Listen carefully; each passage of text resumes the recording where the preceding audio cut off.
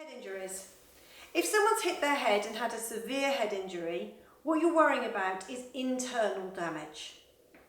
If someone hits their head and it's not that serious, you'll get superficial bruise, and a superficial bruise can be treated with a wrapped ice pack, which will take down any superficial injury. If someone doesn't want a wrapped ice pack, it's not going to make any difference to their long-term recovery, but it will mean that they get a bigger bruise, or that the bruise doesn't go down as quickly.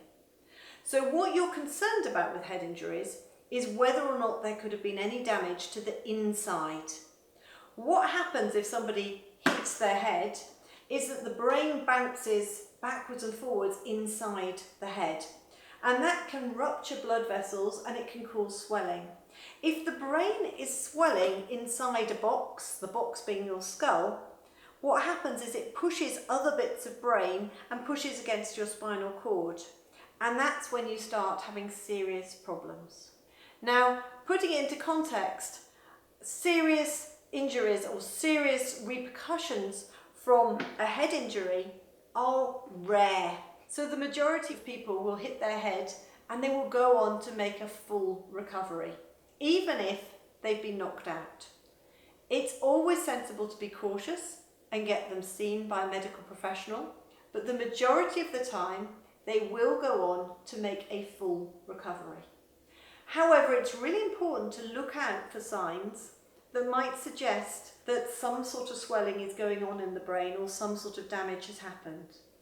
And a brain injury can happen immediately after the bang on the head, or up to about 48 hours after that. And if they hit their head again in that time, it could be even longer. So it's important that if you're looking after a child who has banged their head, that you pass on that information to other people that will be in contact with that child so that they can all look out for anything unusual. Now behind me there is a list of all the different signs and symptoms that you can look out for. Natasha Richardson, she was skiing and she hit her head. And sadly, very sadly, she died. Now if somebody had been with her, it's possible that they would have seen some signs that something unusual was going on. So maybe she started having slurred speech, maybe she started losing consciousness, maybe she started fitting. Fitting is quite common with head injuries because you've interrupted the blood supply to the brain. Maybe she started having a weakness down one side. It just depends what part of the brain is involved. But if somebody had seen early signs, it's possible that they could have transferred her to hospital and they might have been able to save her. We will never know. But the important message here is if somebody has hit their head hard, they shouldn't be on their own for the next couple of days. Somebody should be with them and somebody should be looking out for them.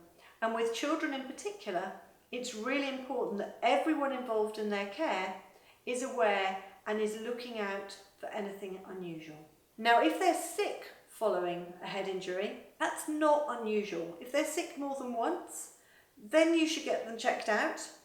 And even if they are sick just the once, but they don't look right, and you are concerned or they're having difficulty walking or whatever, they should most definitely be checked out by a medical professional.